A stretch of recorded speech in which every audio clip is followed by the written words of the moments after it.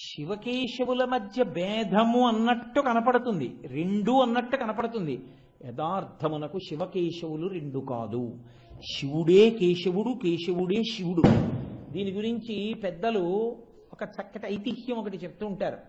వెనకటికి దేవతలందరూ రామేశ్వరం వెళ్ళారు. వెళ్ళి రామేశ్వరంలో శివలింగాన్ని దర్శనం చేశారు.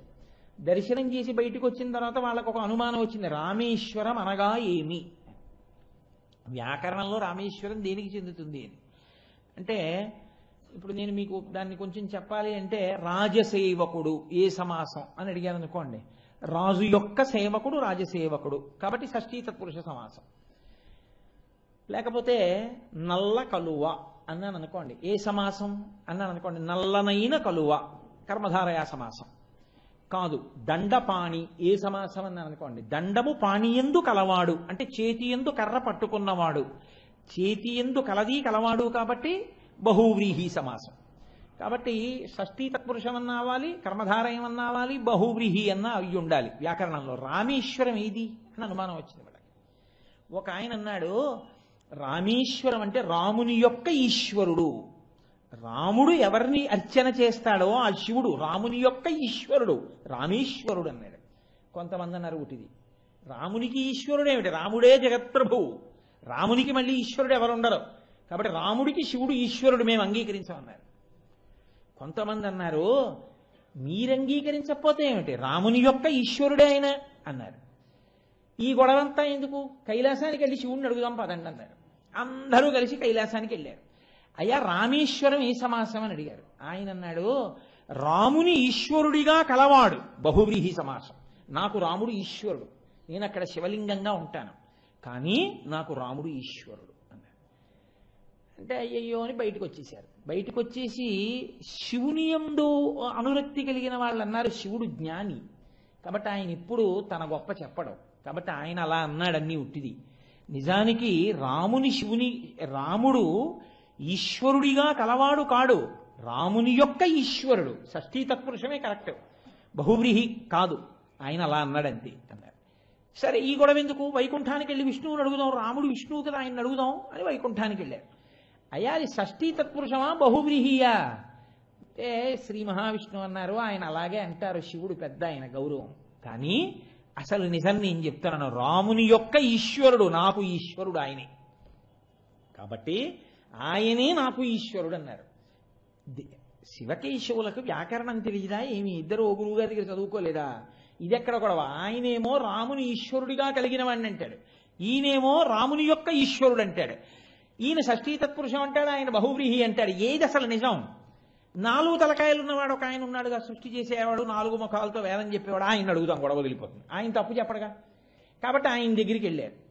ఆయన అన్నాడు, దీనికి ఇంత దూరం వచ్చారా, మీ మొహం ఇట్సా, రామేశ్వరము అంటే రాముడు ఈశ్వరుడు అయినాడు, రాముడే శివుడు, శివుడే రాముడు, కర్మధారయా సమాసం రాదే, రెండు కాదన్నాడు.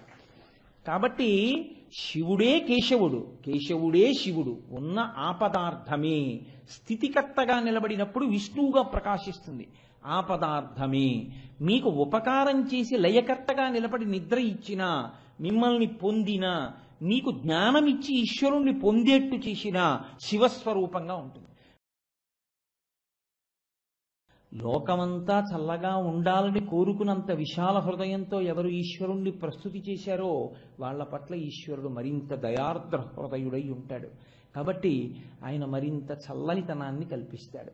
అందుకని మనకి ఈశ్వర భక్తికి సంబంధించినటువంటి స్తోత్రములలో 108 నామములు కలిగినటువంటి స్తోత్రములు అత్యద్భుతమైనటువంటి స్థితిని పొంది ఉంటాయి.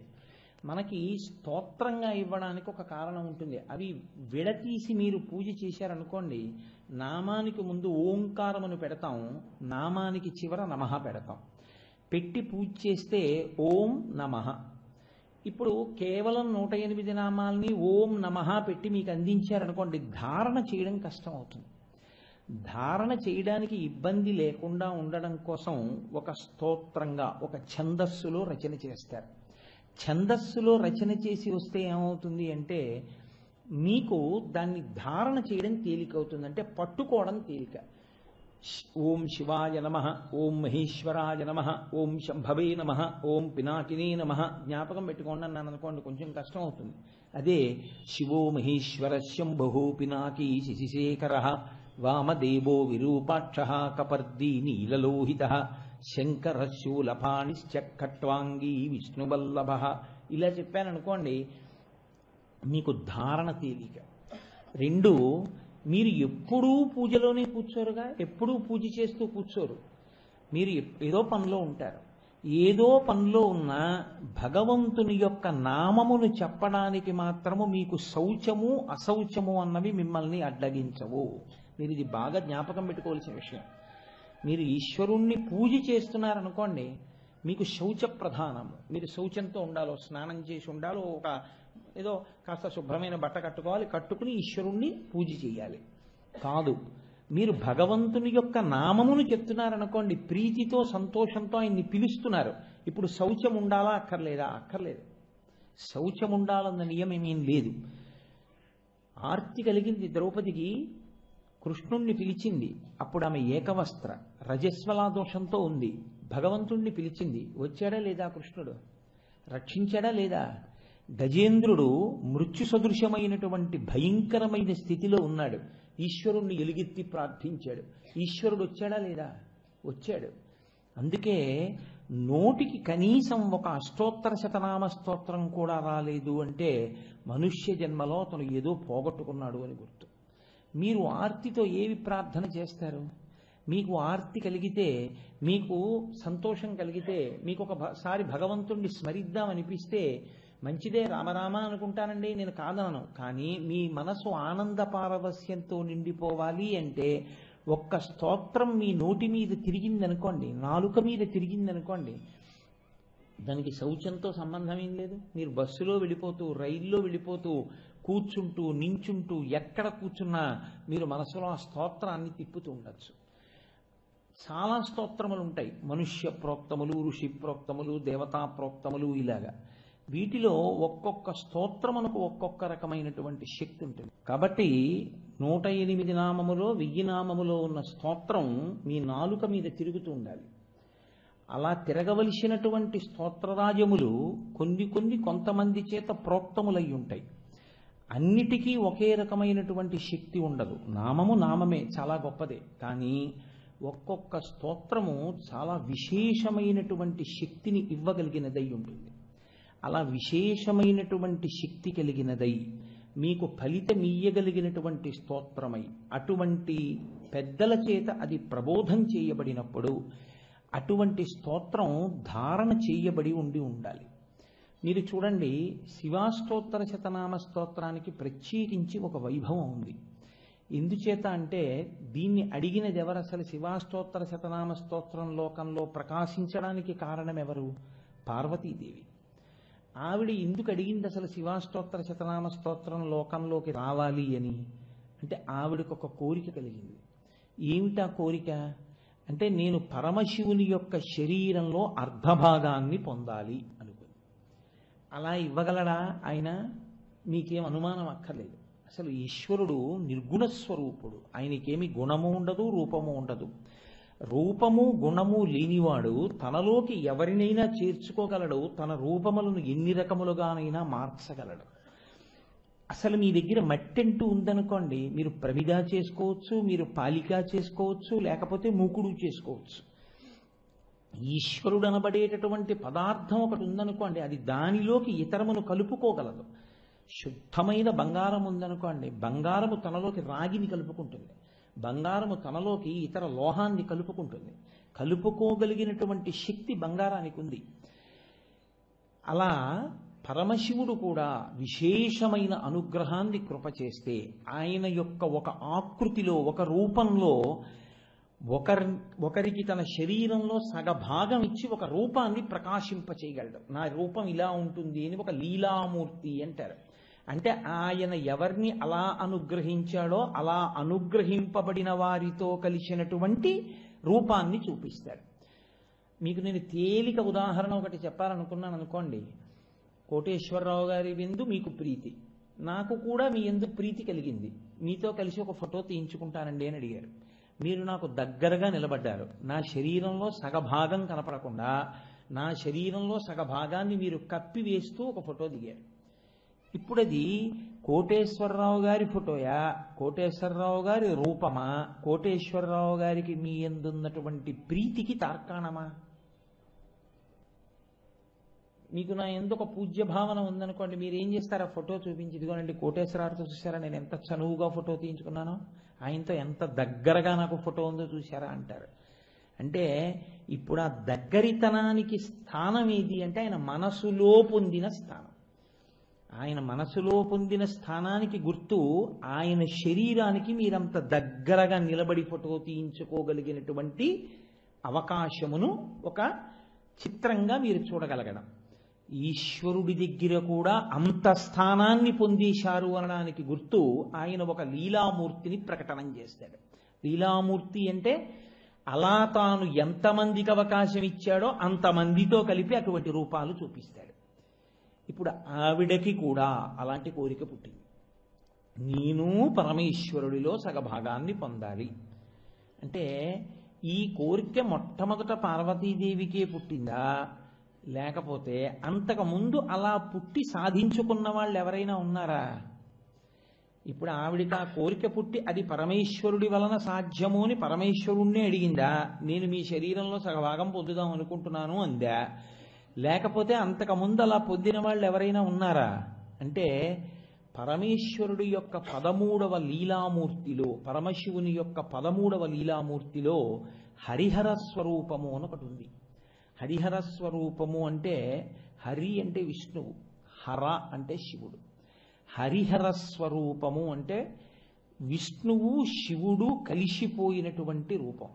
పరమశివుని యొక్క ఎడమ భాగంలోకి విష్ణువు ప్రవేశిస్తే ఆ శివకేశవులు కలిసిపోయినటువంటి రూపానికి హరిహరమూర్తి అంటారు. కాబట్టి అమ్మవారి కన్నా ముందు పరమశివుడిలో సగ భాగాన్ని సంపాదించుకున్నవారు శ్రీ మహావిష్ణువు.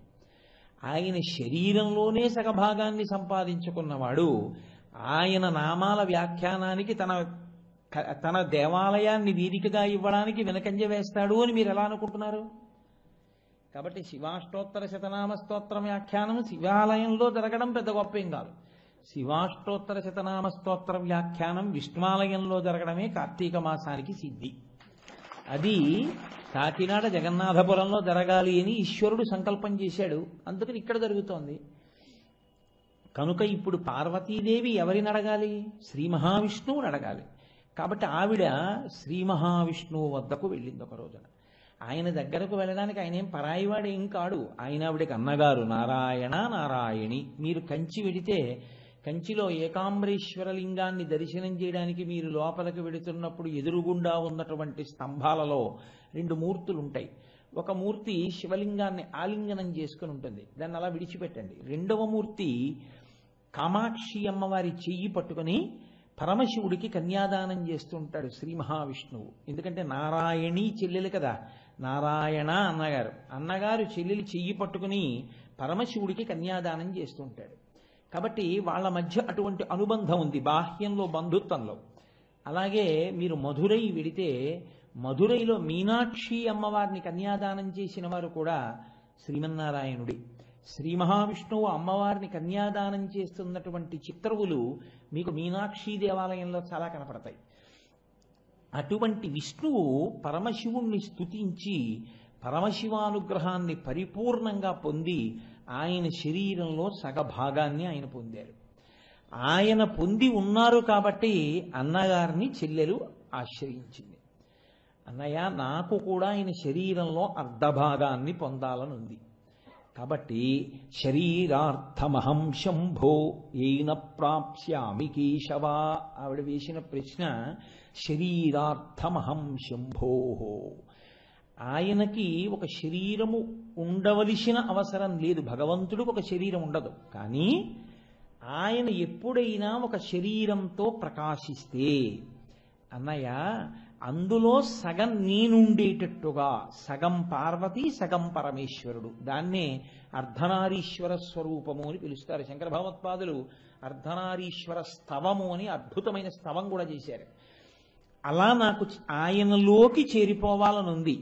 కాబట్టి తదిదానీం సమాచక్ష్వా, నేను ఆయన శరీరంలో సగభాగం పొందడానికి స్తోత్రం శీఘ్రఫలప్రదం, ఏ స్తోత్రాన్ని నేను చేసినట్టయితే చాలా తొందరగా ఫలితాన్ని ఇస్తుందో, చాలా కాలం తపస్సు చేసి కంచిలో పరమశివుణ్ణి వివాహం ఆడినట్టు చాలా కాలం తప్పించంటావేమో, నాకంత ఓర్పు లేదు.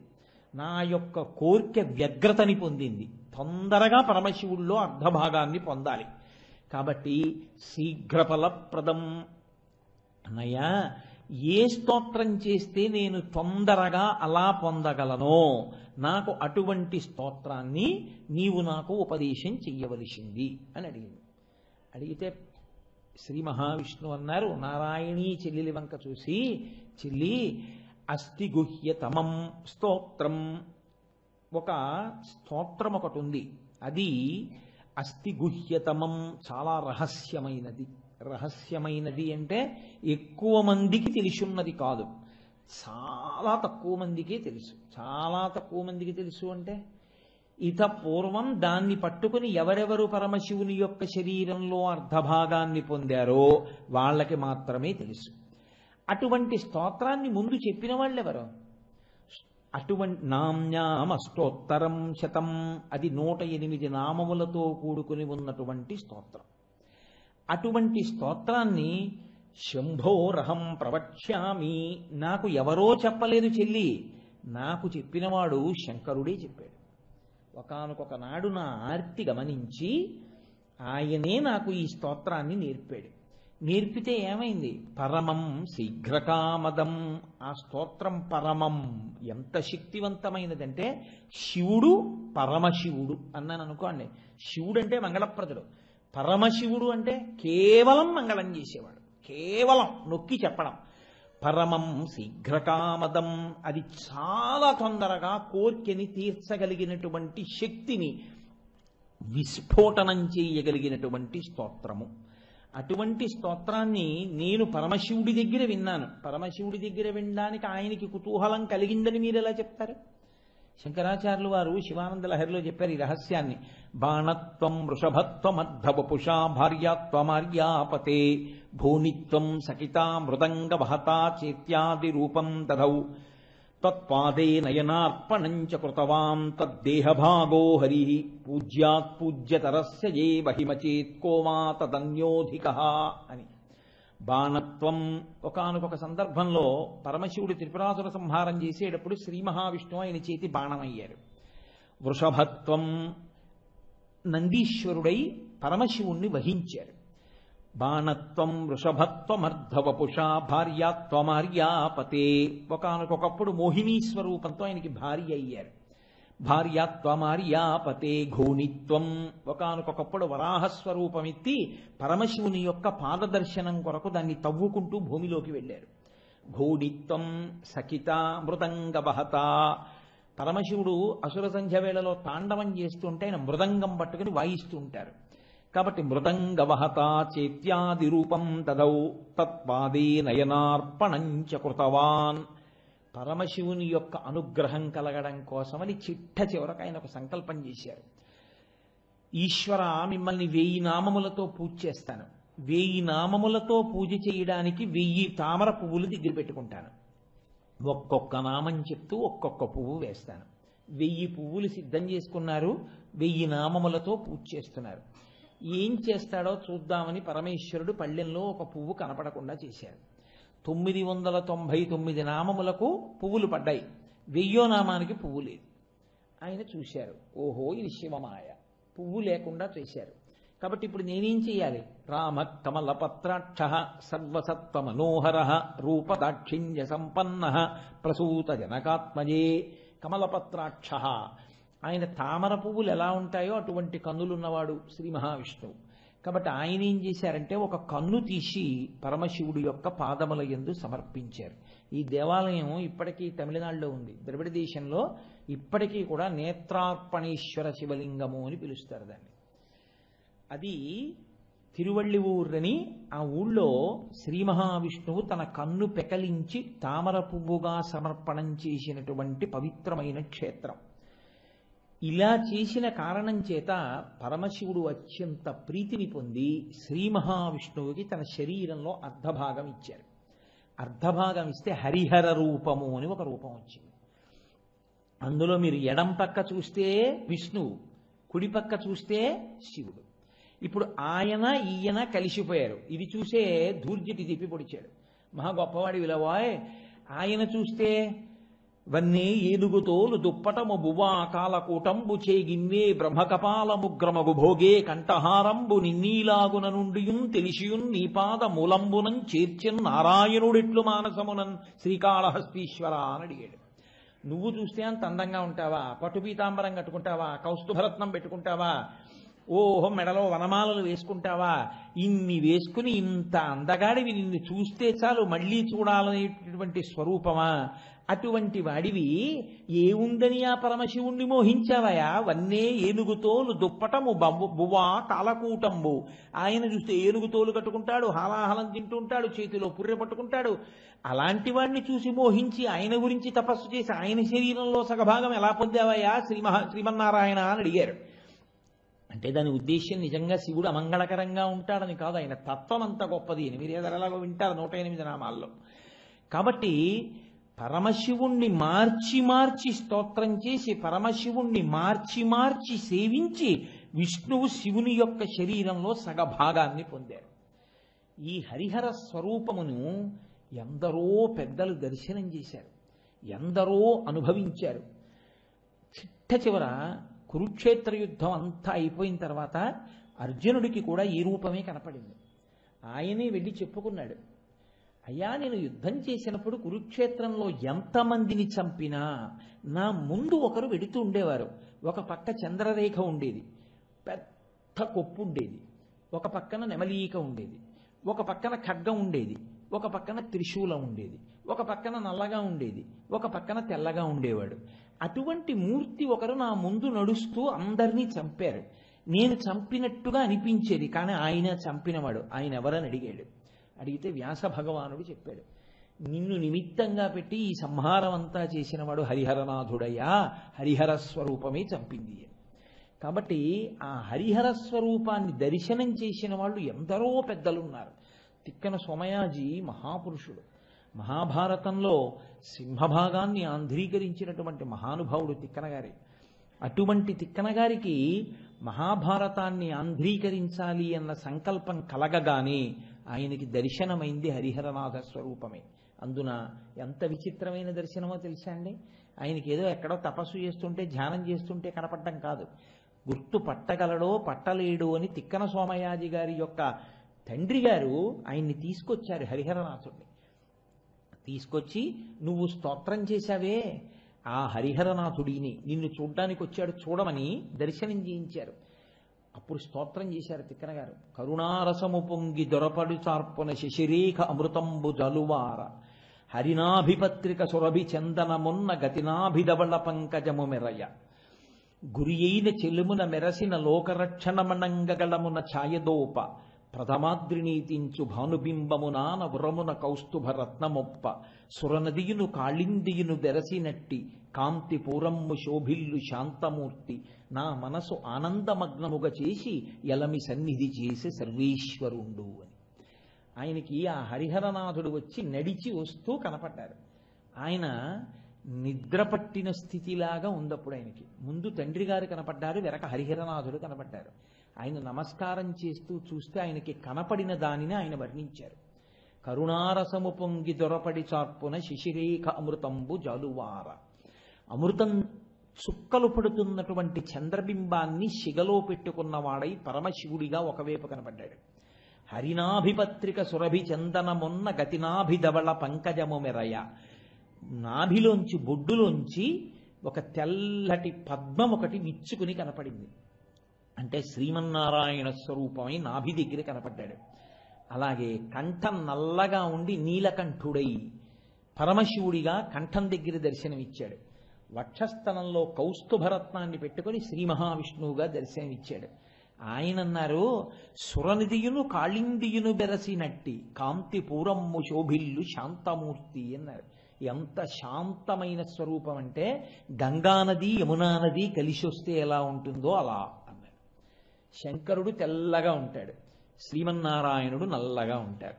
కాబట్టి వీళ్ళిద్దరూ కలిస్తే ఆ తెలుపు నలుపు కలిస్తే ఎలా ఉంటుందో, సురనదియును కాళిందియును బెరసినట్టి గంగా యమున కలిస్తే ఎలా ఉంటుందో అలా కాంతి పూరమ్ము శోభిల్లు శాంతమూర్తి నా మనము ఆనందమగ్నముగా చేసి ఎలమి సన్నిధి చేసే సర్వేశ్వరుండు. ఆయన్ని చూస్తుంటే నా మనసు ఆనందంతో పొంగిపోయిందయా, అటువంటి హరిహరనాథుడు నాకు దర్శనమయ్యాడు.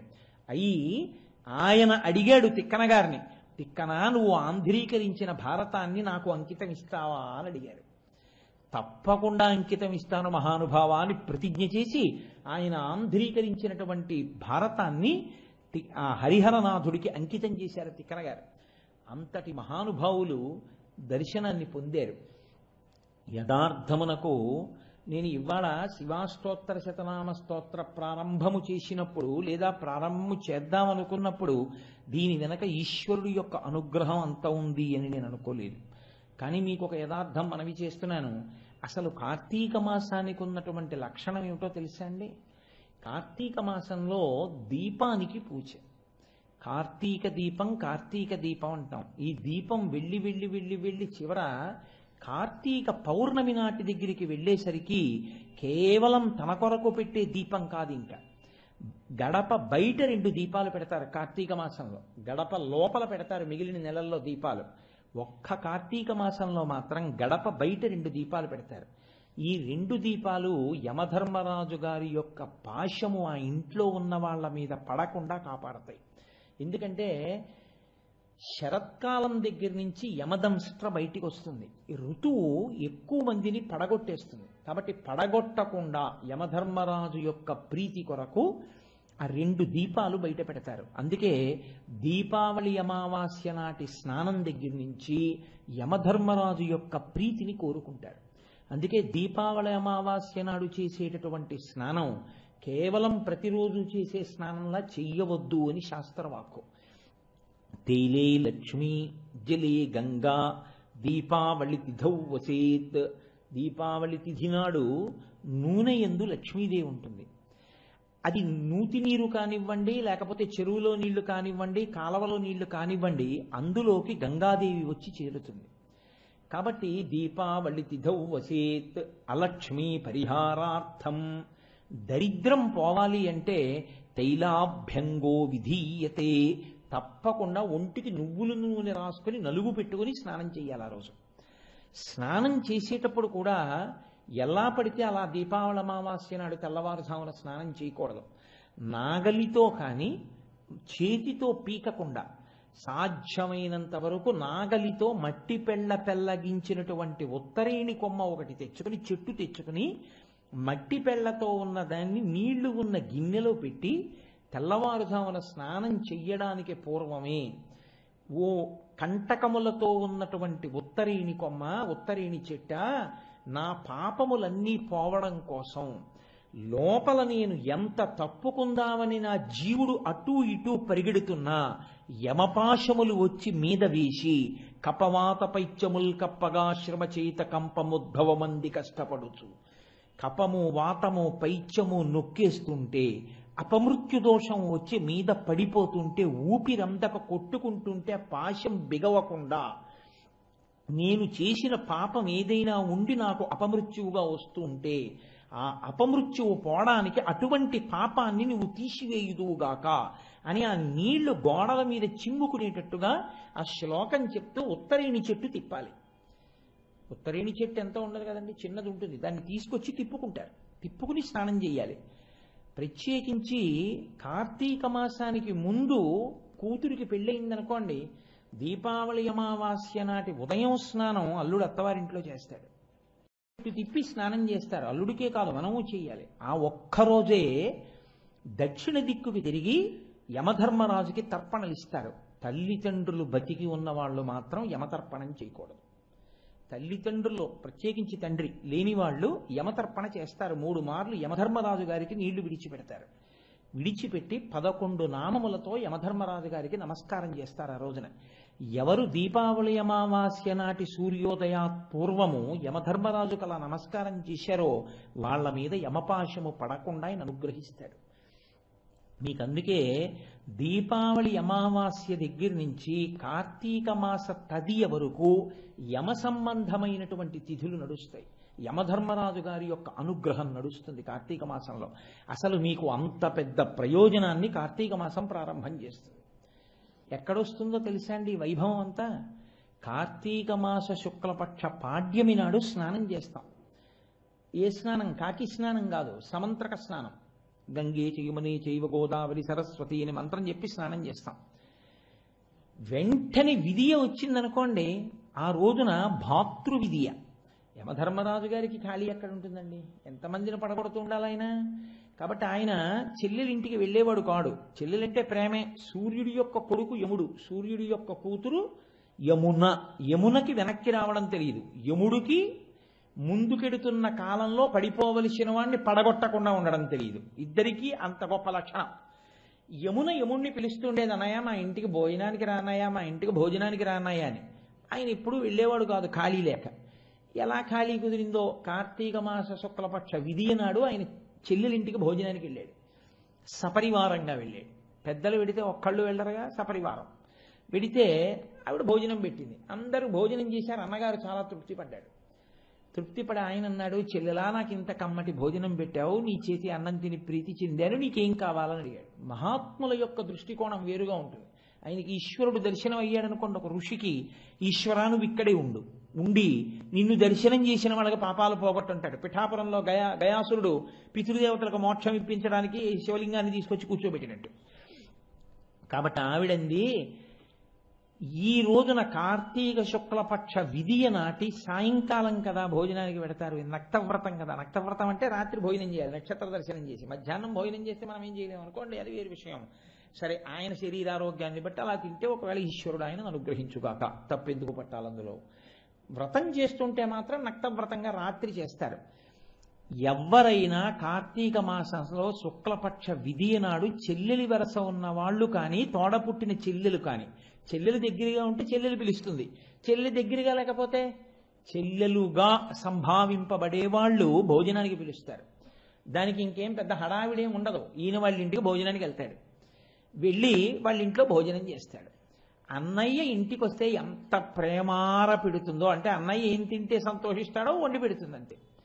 అవి తిని ఆయన మురిసిపోతాడు. చెల్లెలా ఎంత మంచి భోజనం పెట్టావో అని తిరిగి వస్తాడు. తిరిగి వచ్చిన అన్నగారు ఉత్తినే రాకూడదు కదా వెళ్ళినవాడు.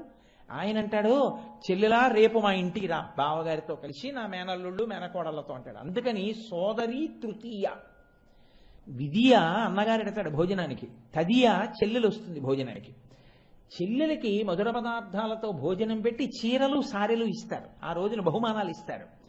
ఆవిడంది, అన్నయ్య కార్తీక శుక్లపక్ష విధియ నాడు ఏ చెల్లెలింటికైనా ఒక అన్నదమ్ముడు, అక్కింటికి కానీ, అక్కింటికి తమ్ముడు కానీ, చెల్లెలింటికి అన్నయ్య కానీ వెళ్ళి భోజనం చేస్తే చాలు, అన్నయ్య నీ పాశం వేయకూడదు నువ్వు అంది. ఆయన అన్నాడు, తప్పకుండా వెయ్యను, వరం ఇచ్చాడు చెల్లెలకి. అందుకని భగినీ హస్త భోజనము, చెల్లెలి చేతి వంట తింటాడు అన్నగారు, లేదా అక్కగారింట్లో తమ్ముడు తింటాడు. కాబట్టి వెళ్ళి వాళ్ళ ఇంట్లో భోజనం చేస్తారు. రేపు అంటే ఇవాళకి రాత్రి నైమిత్తిక తిథి చేత భగినీహస్త భోజనం. మరి ఇప్పుడు ఇన్ని చెప్తున్నప్పుడు నాకు ఉండాలి కదండి, నేను ఆచరించాలి కదా. నేను అలా నిమంత్రణము చేయబడ్డాను, నేను మా అక్కగారి చేత ఆహ్వానింపబడ్డాను. ఉన్నారుగా మాకు అక్కగారు ఊళ్ళో పెద్దాడ సూర్యకుమారి గారు, వారు నన్ను ఆహ్వానించారు. వారి ఇంటికి వెళ్ళి భోజనం చేస్తాను మా అక్కగారు బావగారితో. అలాగే మా చెల్లెల్ని మా ఇంటికి పిలిచి చీరలు సారెలు ఇచ్చి పంపిస్తాను. అది సోదరి తృతీయ. ఈ తిథులు దీపావళి అమావాస్య నుంచి కార్తీక మాసంలో వచ్చేటటువంటి తదియ పర్యంతం ఆయుర్దాయాన్ని పెంచుకోవడానికి చాలా తేలికగా అందరూ సంతోషంగా ఆచరించేటటువంటి వ్రత రూపంలో కార్తీక మాసంలో చేర్చబడ్డాయి. అందుకే కార్తీక మాసం అంత గొప్ప నెల. ఇటువంటి నెలలో అసలు పూజ దేనికో తెలుసా అండి? దీపానికే. అందుకే కార్తీక మాసం అంతా గడప బయట 2 దీపాలు. కార్తీక మాసం అంతా ఆవు నీతి దీపం, నువ్వుల నూనె దీపం. ఎందుకు పెడతారో తెలుసా అండి? హృదయస్థానమునందు యముడు చేరుతాడు. ఆయన రక్త ప్రసరణని ఆపుతాట. ఆపితే గుండెపోటు వస్తుంది, జీవి పడిపోతాడు. అలా పడిపోకుండా ఉండాలి అంటే నువ్వుల నూనె దీపం మించి వచ్చేటటువంటి పొగ వాసనకి ఆయన తొలగుతాడు పక్కకి. అది మీకు నేను ఎక్కడో ఒకరోజు ఉపన్యాసంలో చూపిస్తాను. దాన్ని సైంటిఫిక్గా కూడా ప్రూవ్ చేశారు, ఎందుకు మన వాళ్ళు పెట్టిస్తారో నువ్వుల నూనె దీపాన్ని. కాబట్టి ఆ పొగ అంత గొప్ప ప్రయోజనాన్ని చేకూరుస్తుంది. కాబట్టి బయట 2 దీపాలు, గడప బయట దీపాలు పెట్టరు, ఎప్పుడు ఇంట్లోపలే పెట్టుకుంటారు. కానీ కార్తీక మాసంలో బయట పెడతారు 2 దీపాలు. ఆ 2 దీపాలు ఈ ఇంటిలో ఉన్న వారి మీద నీ పాశము వేయవద్దు, ప్రార్థన యజమానురాలిది. కాబట్టి ఇంటి బయట, లోపల లక్ష్మీ కటాక్ష సిద్ధి కొరకు ప్రార్థనా మందిరంలో సింహాసనం దగ్గర ఒక దీపం వెలుగుతుంది. మనం ఏం చేస్తుంటామంటే దీపావళి అంటే బోల్డ్ దీపాలు ఇంట్లో పెడతాం. అసలు శాస్త్రం ఏముందో తెలుసా అండి?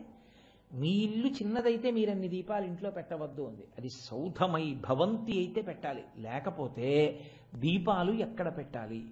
దీపాలు దేవాలయంలో కానీ మఠంలో కానీ పెట్టాలి.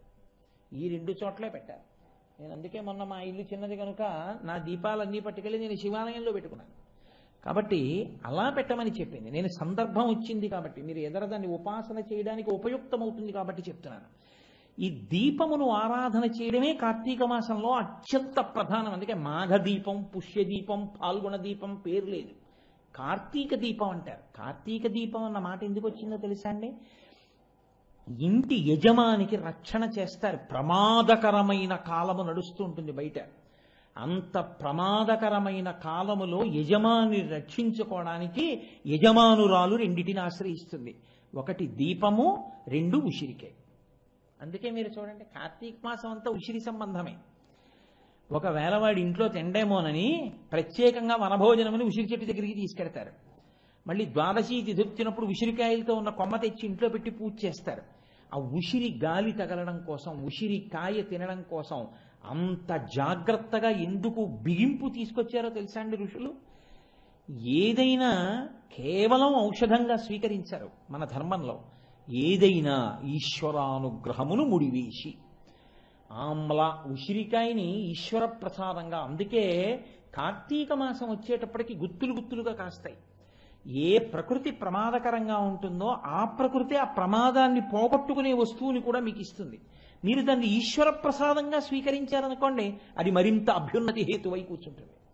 కాబట్టి కార్తీక మాసం అంతా తప్పకుండా ఉసిరికాయ పచ్చడి తింటుంటారు ఆదివారములు వినా. అలాగే కార్తీక మాసం అంతా దీపానికి ప్రాధాన్యం. ఈ దీపము పెట్టేటప్పుడు మీరు ఒక విషయాన్ని చాలా జాగ్రత్తగా జ్ఞాపకం పెట్టుకోవాలి. నువ్వు శివాష్టోత్తరం కదయా మొదలుపెట్టావని మీరు అనుకోకండి. నేనేం శివాష్టోత్తరం వదిలిపెట్టాను అనుకోకండి. నేను శివాష్టోత్తరమే చెప్తున్నాను. ఎలా చెప్తున్నానో నేను ముడేసినప్పుడు మీకు అర్థమవుతుంది. దీపం కార్తీక మాసంలో పెడితే కేవలం అది దీపము అని నమస్కారం చెయ్యకూడదు, ఒక మాట చెప్పి నమస్కారం చేయాలి. దామోదరమావాహయామి అనాలి. అంటే దామోదరా నీవు ఈ దీపమునందు ప్రవేశించు, లేదా ఉమాసహిత త్రయంబకం ఆవాహయామి అనాలి. ఉమాసహితుడైనటువంటి త్రయంబకుణ్ణైనా దీపం మీదకి ఆవాహన చెయ్యాలి, దామోదరుణ్ణైనా ఆవాహన చెయ్యాలి. ఏమండి, విష్ణువుకి సహస్రనామాలు ఉన్నాయి కదా, దామోదర అన్న పేరుతోనే ఎందుకు ఆవాహన చేయాలి? శివుడికి సహస్రం ఉందిగా. ఆ పేర్లన్నీ విడిచిపెట్టి ఉమాసహిత త్రయంబకమావాహయామి అన్న మాట అని అక్షతలు ఎందుకు వేయాలి దీపం మీద? అంటే దానికి ఒక పెద్ద రహస్యం ఉంది. శివుడు కేశవుడు 2 కారు. మీరు ఇది చాలా జాగ్రత్తగా గుర్తుపెట్టుకోవలసిన రహస్యం. శివ కేశవ అని 2గా కనపడేటటువంటి పదార్థములు ఒక్కటే. శివస్య హృదయం విష్ణోశ్చ హృదయం శివ. శివుని యొక్క హృదయము విష్ణువు అయి ఉంటారు, విష్ణువు యొక్క హృదయము శివుడై ఉంటాడు. ఆయన అనుగ్రహం కలిగే వరకు 2గా కనపడుతుంటారు. ఆయన అనుగ్రహం కలిగితే 2గా ఉన్నవి 1గా మీకు దర్శనం. ఆ అనుగ్రహం కలిగే వరకే. అది అయిందా మీకు అసలు శివకేశవుల మధ్య భేదము గోచరించదు. మీరు ఎంత సంతోషపడిపోతారో ఆ 2 కలిసిపోయిన స్వరూపాన్ని మీరు లోపల స్తోత్రం చేయడానికి, లోపల భావన చేయడానికి. మనకి కాంచీపురానికి కేవలం 20 మైళ్ళ దూరం. వెల్లూరు రోడ్లో వెడుతుంటే మీరు కంచి ఇంకా దగ్గరికి వచ్చేస్తోందనగా 20 మైళ్ళ దూరంలో ఎడం చేతి పక్కకు ఒక రోడ్డు ఉంటుంది. ఆ రోడ్లో వెడితే ఒక క్షేత్రం ఉంది. అది తిరుపార్కడలి అంటారు. అంటే మనం పాలకడలి అంటాం, తిరుపార్కడలి అంటారు. అక్కడ తిరుపార్కడలి అన్న క్షేత్రానికి ఉన్నటువంటి వైభవం ఏమిటో తెలుసా అండి? అక్కడ విష్ణువాలయం లేదు, అన్నీ శివాలయాలే. ఒకప్పుడు విష్ణువాలయం లేదు అక్కడ.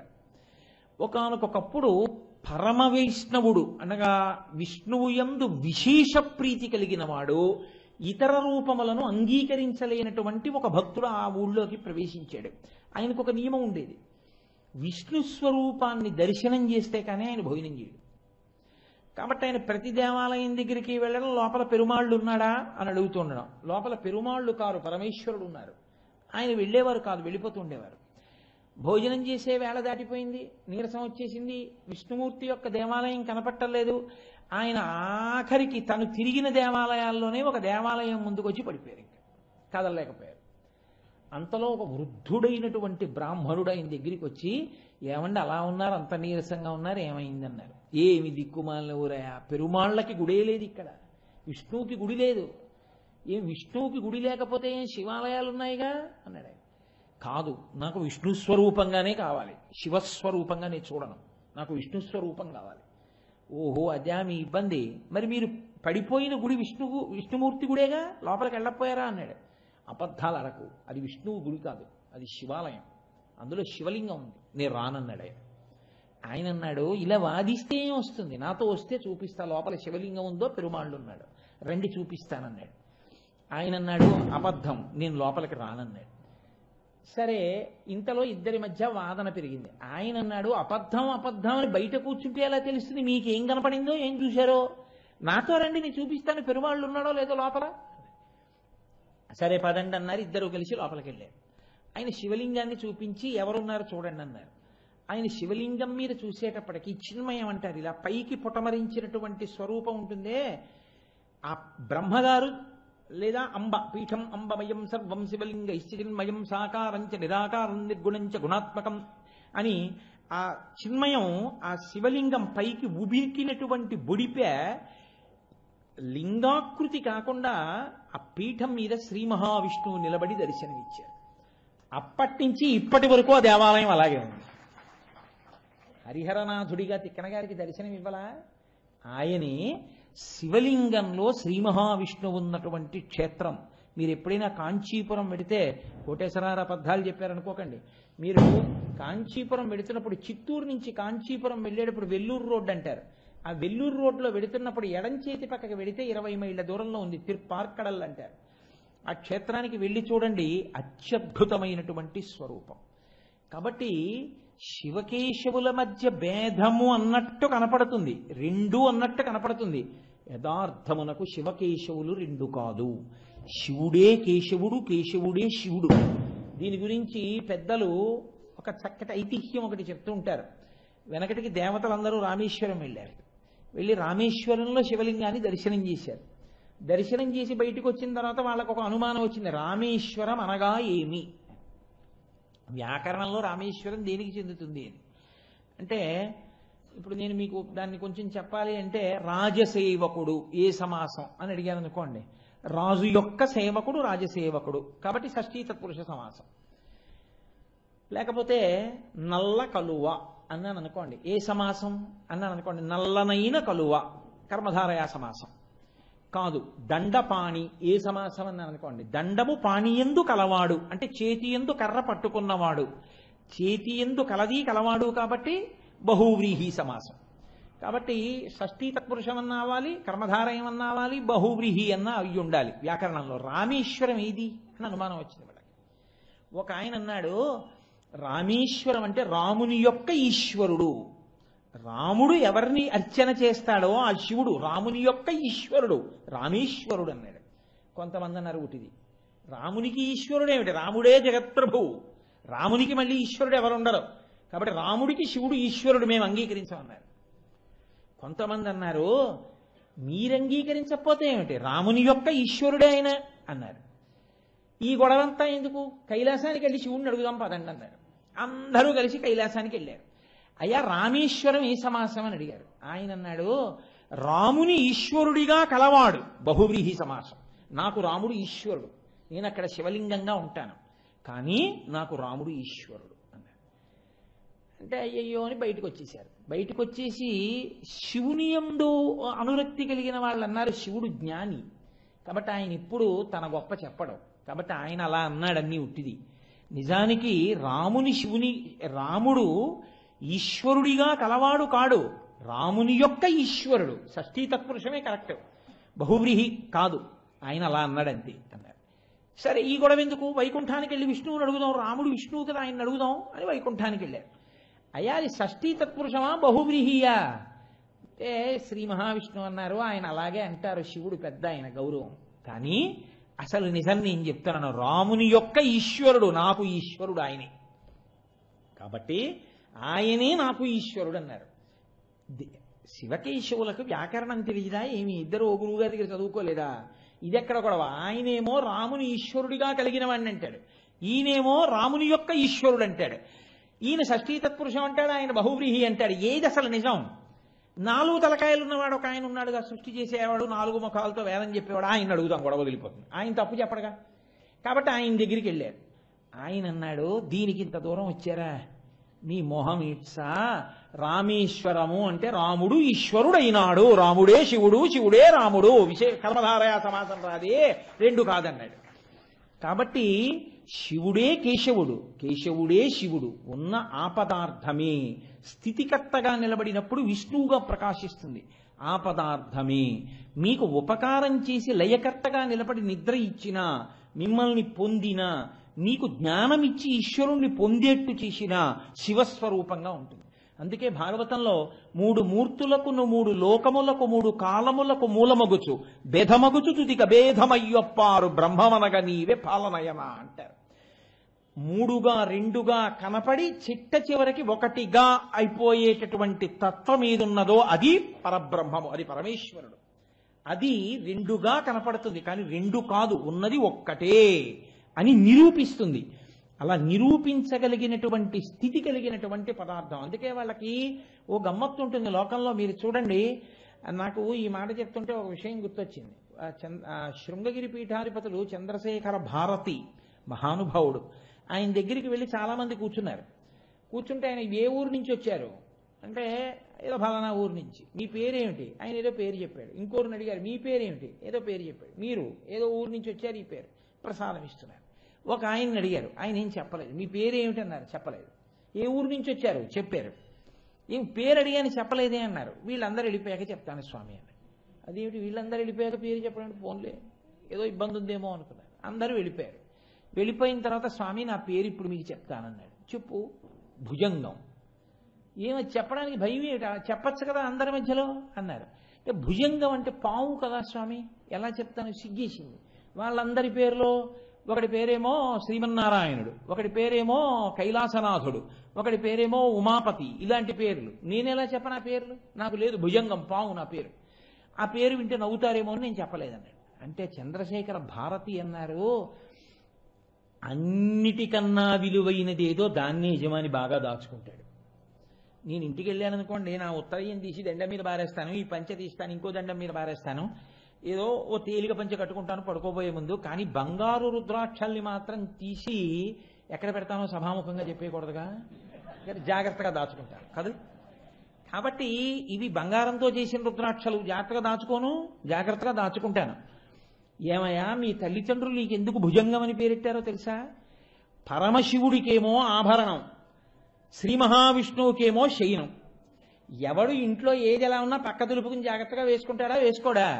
శ్రీ మహావిష్ణువుకి పడుకోవడానికి శయ్య, పరమశివుడికి మెళ్ళో వేసుకునే ఆభరణం. కాబట్టి ఇద్దరూ ఎప్పుడూ నిన్ను జాగ్రత్తగా కాపాడుకుంటారు, ఇద్దరూ నిన్ను ఎప్పుడూ పొదివి పట్టి కాపాడాలని నీకు భుజంగమని పేరెట్టారు. సంతోషంగా నాగాభరణుడు నాగశయనుడు ఇద్దరికీ చెందినవాడిని అని చెప్పుకోకుండా సిగ్గుపడతావేమయా అన్నారు.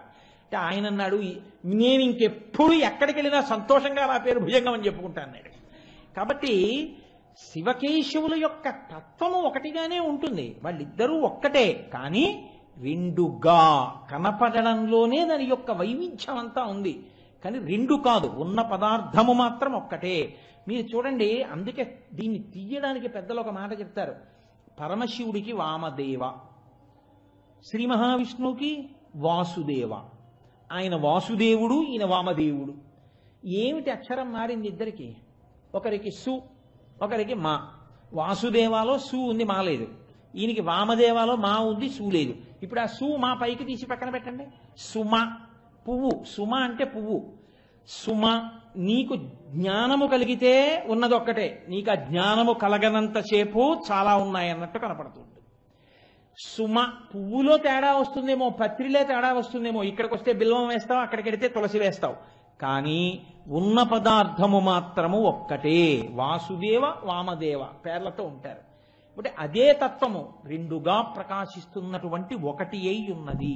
అందుకే ఇక్కడ ఆంధ్రదేశంలో తక్కువ, ద్రవిడ దేశంలో శంకరనారాయణ అన్న పేరు చాలా ఎక్కువ. ప్రశ్నోత్తరమాలిక అని శంకర భగవత్పాదులు ఒకటి స్తోత్రం చేశారు. అందులో అసలు భగవంతుడెవరు అంటే శంకరనారాయణుడు అంటారు. శంకరనారాయణ ఈశ్వర తత్వం అది.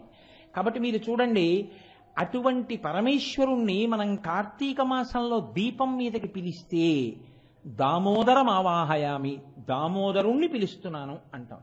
ఏమి దామోదర అన్న నామంతోనే ఎందుకు పిలవాలి? విష్ణువుని ఇంకా చాలా పేర్లు ఉన్నాయిగా. విశ్వం విష్ణుర్వషట్కారో భూత భవ్య భవత్ప్రభు భూతమృద్భావో భూతాత్మా భూతభావన, చాలా పేర్లున్నాయి. అన్నీ వదిలి దామోదర ఎందుకు? కార్తీక దామోదరుడికి నైవేద్యాలు పెట్టామండి, కార్తీక దామోదరుడికి దీపాలు పెట్టామండి అంటారు. ఏమిటా దీపం? అసలు నీకు బయట ప్రకాశం కాదా? దీపం ఏమిటో ఇక్కడ ప్రకాశిస్తే నువ్వు కార్తీక దీపం పెట్టినట్టు. ఆ కార్తీక దీపం ఇక్కడ వెలగాలి, నీలో వెలగాలి. ఏమిటా దీపం? దామోదరా అన్న మాటకి రెండు అర్థాలు చెప్తుంది అమరకోశం. ఉదరే దామయస్యతీతి దామోదర. కడుపు మీద తులసీదళములు ఉన్నవాడు, కడుపు మీద తులసిమాల వేయబడినటువంటి వాడికి దామోదర అని పేరు కాదు. దామ్నే ఉదర మాత్ర బద్ధతీతి ఇది దామోదర. ఎవరి కడుపు త్రాటి చేత కట్టబడిందో ఆయన్ని దామోదర అని పిలుస్తారు. ఎవరైన? శ్రీ మహావిష్ణువు. శ్రీ మహావిష్ణువు అంటే నిజానికి మీ కంటికి కనపడే తత్వం ఆయన. ఆయన మీ కంటికి దొరకడు. ఇంతంతైవటుడు ఇంతయై మరుయుతానింతయ్య భో వీధిపై అంతై చంద్రుని ఇంతంతైవటుడు ఇంతయై మరుయుతానింతయ్య భో వీధిపై అంతై చంద్రునకంతయై అభో ప్రభారాశిపై అంతై ధ్రువమండలముపై అంతై అంటూ పెరిగిపోయినటువంటి విష్ణువు హరిమయము విశ్వమంతయు, హరి విశ్వమయుండు. హరిమయము కాని ద్రవ్యము పరమాణువు లేదు వంశపావన వింటే అంటాడు భాగవతంలో శుకమహర్షి.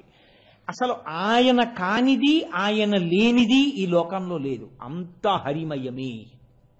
అయినా హరి కనపడుతున్నాడా? కనపడడం. ఆయన కనపడకుండా మిగిలినవన్నీ కనపడుతుంటాయి. పైగా ఆయన లేనిదేది? అంతా నిండిపోతాడు ఆయన. రవిబింబంబుపమింప పాత్రమగు ఛత్రమై శిరోరత్నమై శ్రవణాలంకృతయై గళాభరణమై సవర్ణ కేయూరమై చెవిమత్కంకణమై కటిస్థలి ముదంచఘంటయై నూపుర ప్రవరంబై పదపీఠమై వటుడుతా బ్రహ్మాండమున్ నిండుచోన్ అంటారు పోతన గారు. బ్రహ్మాండమంతా నిండిపోయేటట్టు పెరగగలిగినవాడు. అత్యతిష్ట దశాంగుళం.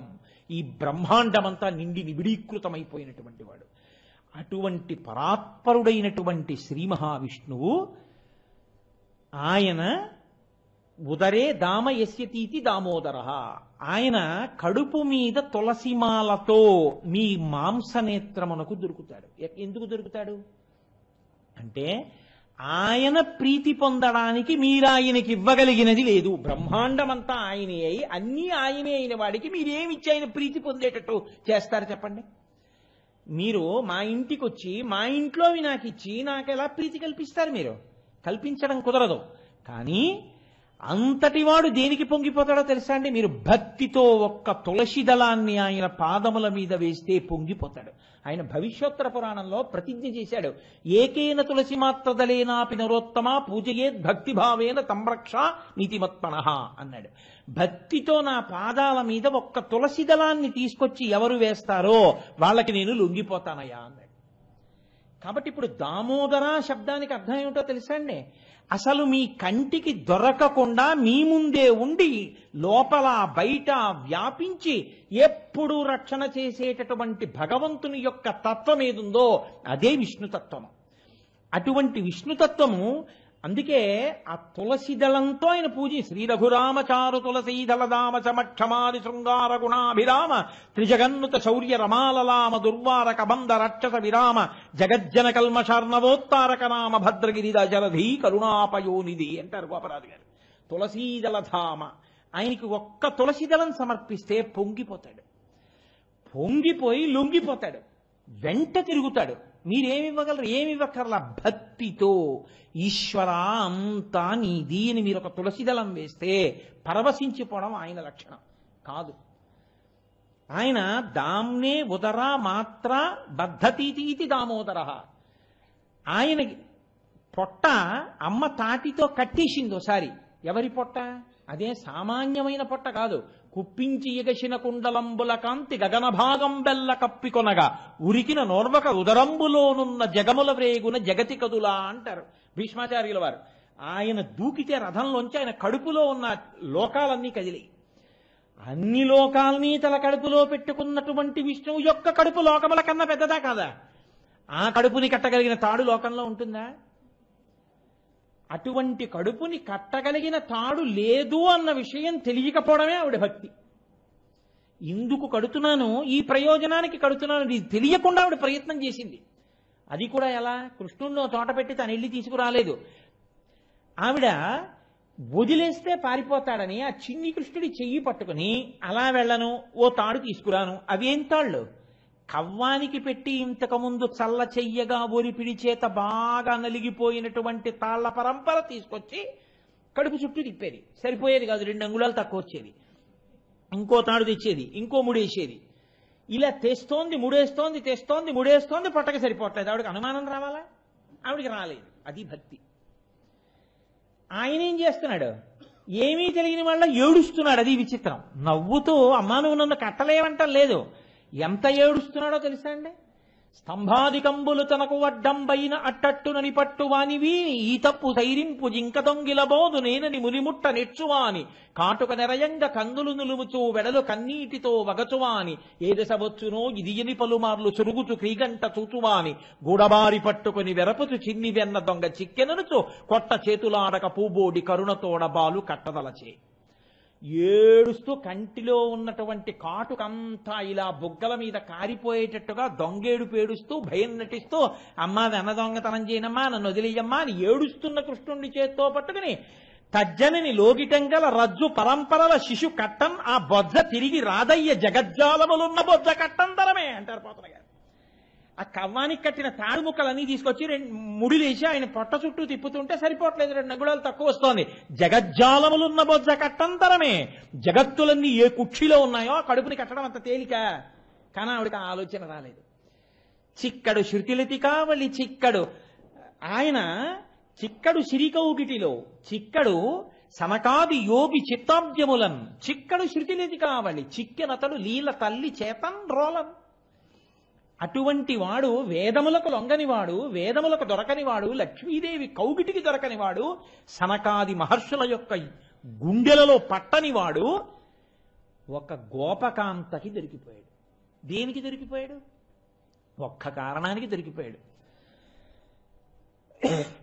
బొడల చెమటలో గల ఉత్తరీయము జార తురుముకున్న విరులు జారిరాల పట్టరాని తనను పట్టెదనని చింత కట్టుకున్న తల్లి కరుణ చూచి అయ్యో ఈ పిల్లాన్ని పట్టుకోలేము, వీడి జగత్తులో నీ కడుపులో పెట్టుకున్నవాడు నా పిల్లాళ్ళ కనపడుతున్నాడు, వీడిని ఎవరు పట్టుకోగలరు, పట్టుకోలేరన్న విషయాన్ని తెలుసుకోకుండా వీడు నా కొడుకు, నేను పట్టుకోగలనన్న పూనికతో తన వెంటపడి తనని పట్టుకోవాలని ప్రయత్నిస్తున్న తల్లి యొక్క పట్టుదలకి అలా వెంటపడుతుండగా ఆవిడికి చెమట పట్టి ఆవిడ వేసుకున్న పమిట జారిపోయి ఆవిడ కొప్పు విడిపోయి అందులోనున్న పూలు నేలరాలి పడిపోతే అయ్యో నన్ను పట్టుకోలేరు ఎవ్వరు అని తెలుసుకోలేక నన్ను పట్టుకుంటానని వెంటపడి కష్టపడుతున్న అమ్మకి నేను పట్టుపడకపోతే ఎలాగని పట్టుబడిపోయాడు ఆయన.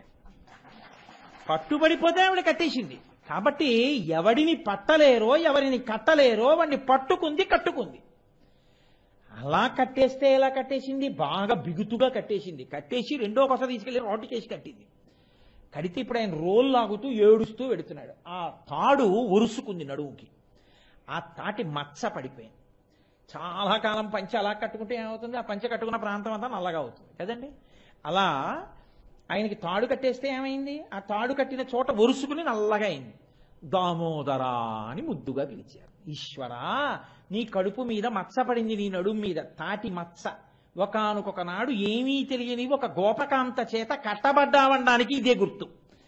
కాబట్టి అసలు నిన్ను చూడడం సంభవం కాదు. అత్యతిష్ట దశాంగుళం, ఈ బ్రహ్మాండములు ఎంతవరకు ఉన్నాయో అంతకన్నా 10 అంగుళములు పైకి ప్రకాశించేటటువంటి వాడివి. అటువంటి తండ్రివి ఆజ్ఞురాలైనటువంటి ఒక గోపిక యొక్క చేతికి దొరికిపోయావు. అంటే నేను కడుతున్నాను, ఇందుకు కడుతున్నాను అన్న ప్రయోజనం లేకుండా వెంటపడినటువంటి భక్తుల యొక్క హృదయములందు చిక్కేటటువంటి వాడివి నువ్వు.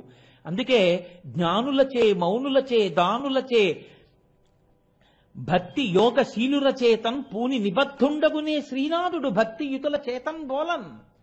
ఆయన ఇంత దానాలు చేశానంటే ఏం దొరకడు. ఆయన నేను ఇంత చదువుకున్నానంటే దొరకడు. ఆయన ఎవరికి దొరుకుతాడు?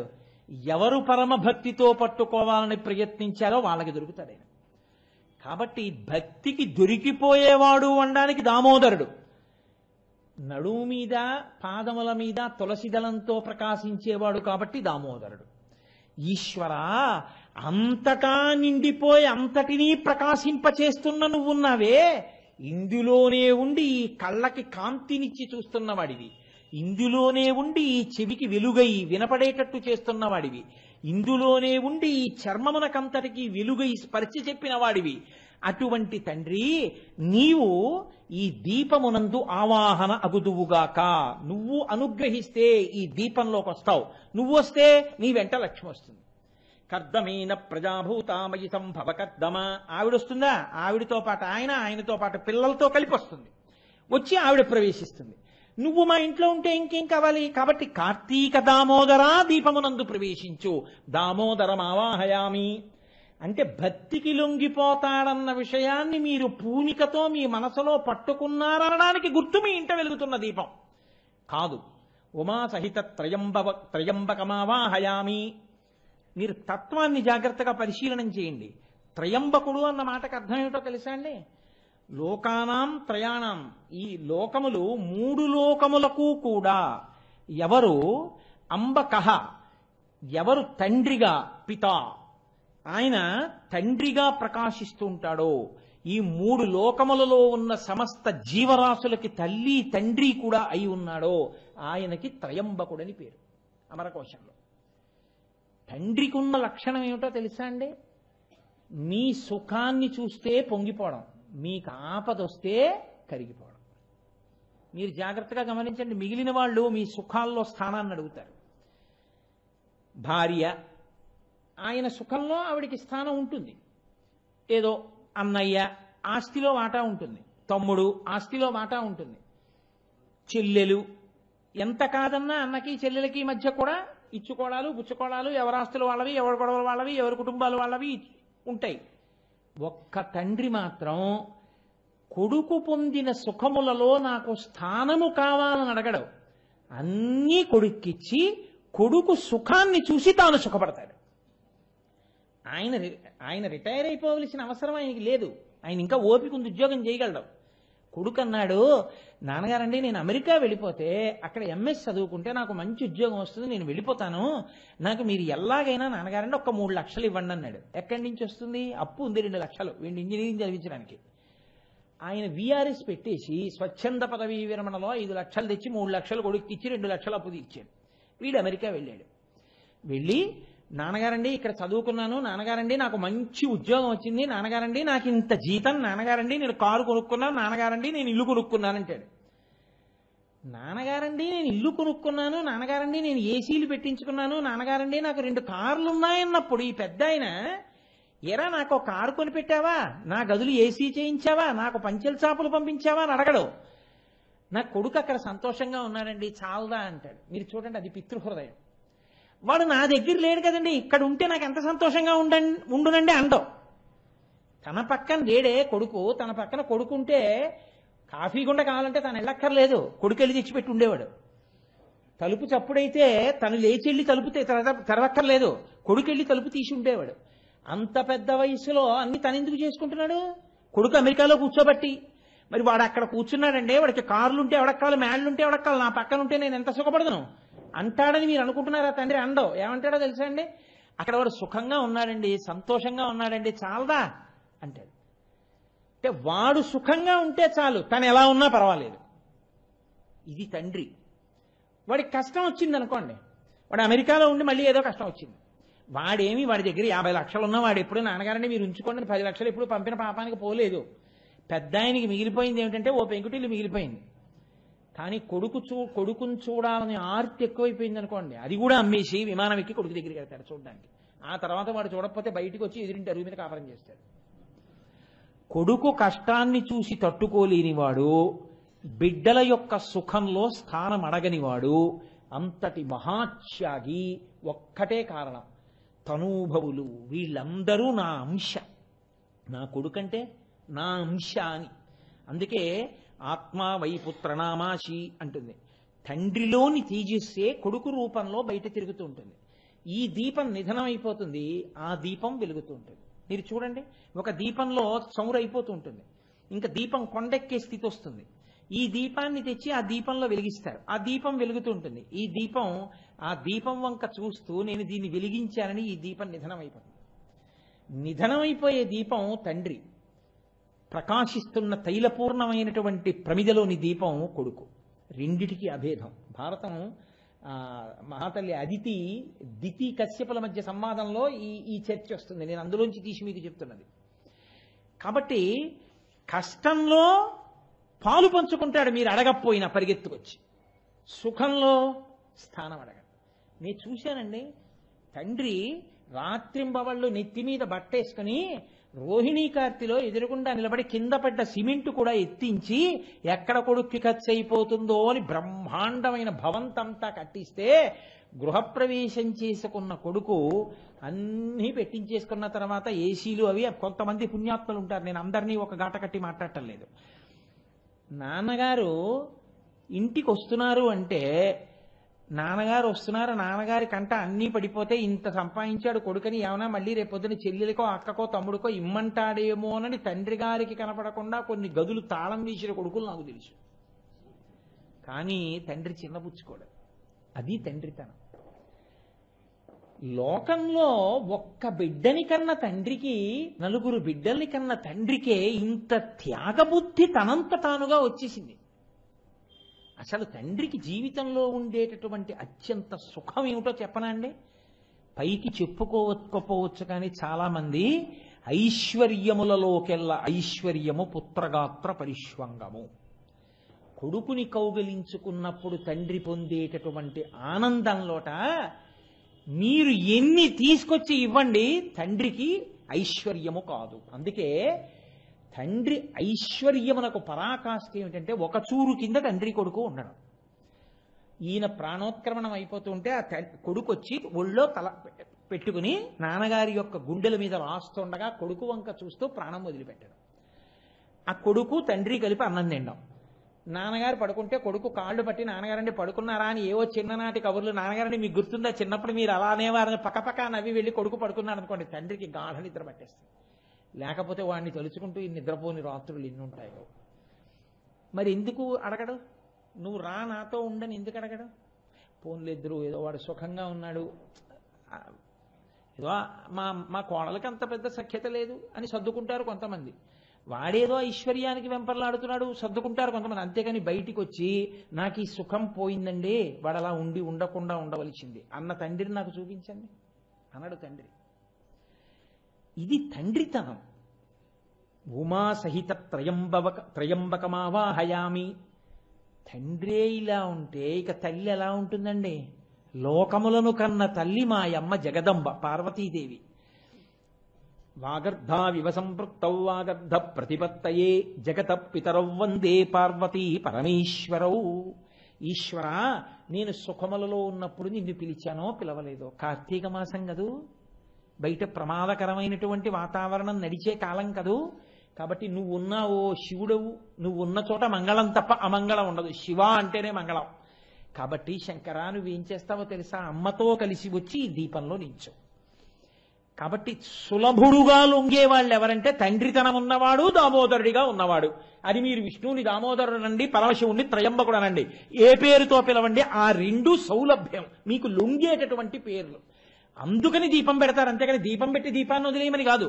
దీపం పెట్టి అక్షతలు వేసి చెప్పాలి, త్రయంబకమావాహయామి లేదా దామోదరమావాహయామి అని చెప్పాలి.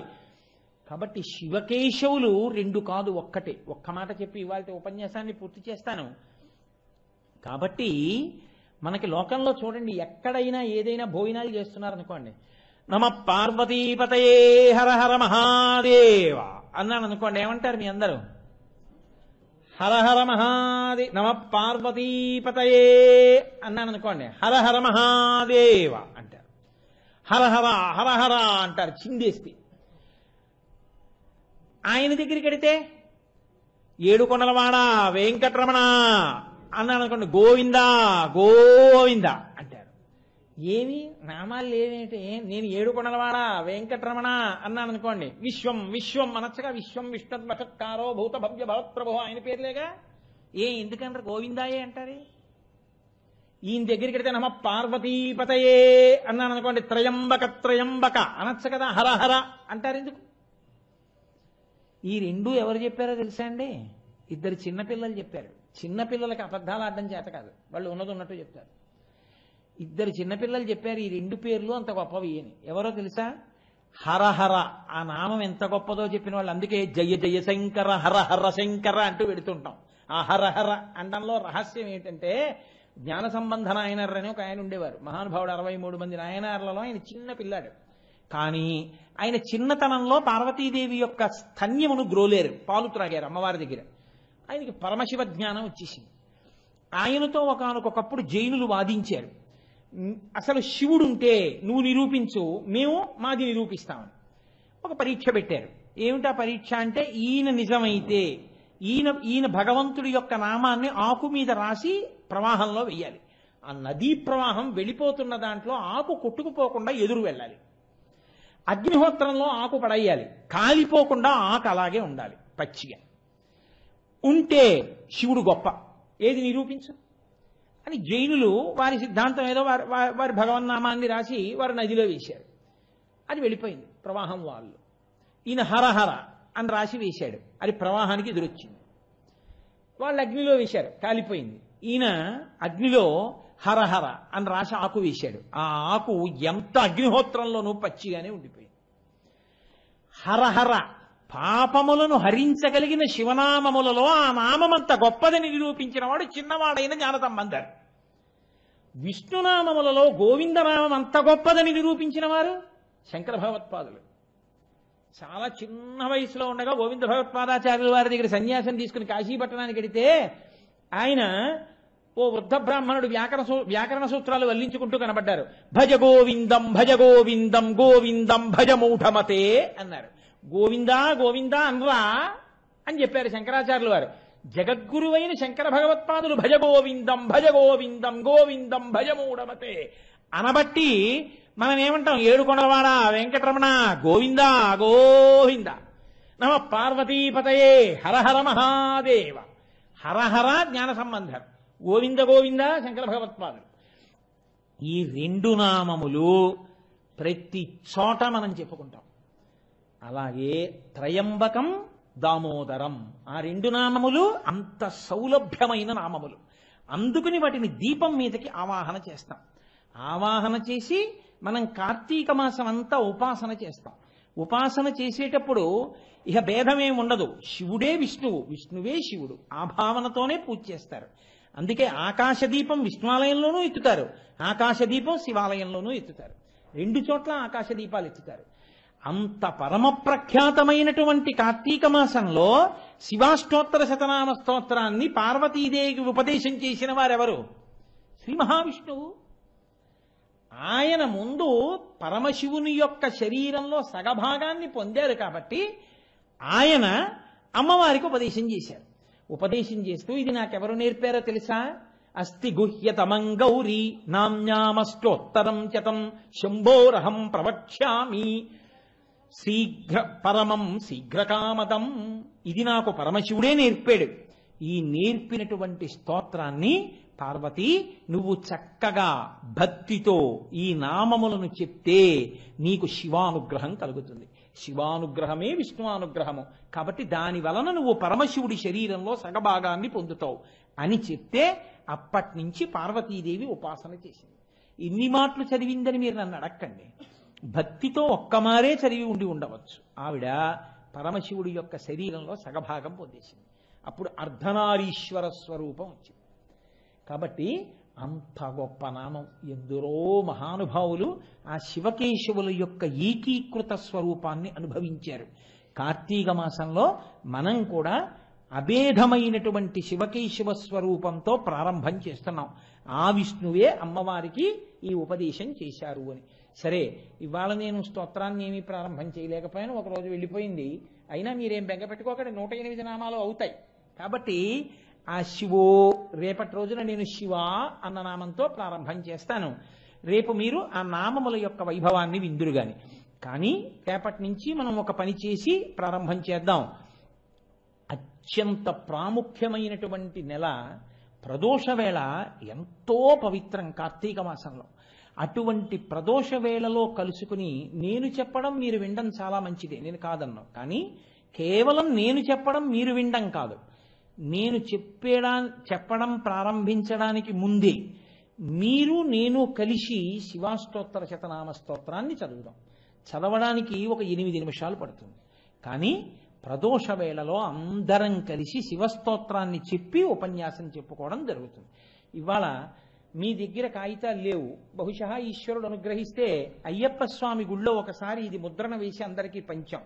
అవి ఉన్నవాళ్ళు తెచ్చుకోండి. మీ దగ్గర ఎక్కువ కాపీలుంటే లేని వాళ్ళకి తెచ్చి ఇవ్వండి. లేని వాళ్ళు ఉంటే వాళ్ళ దగ్గర తీసుకుని జెరాక్సులు చేసుకోండి.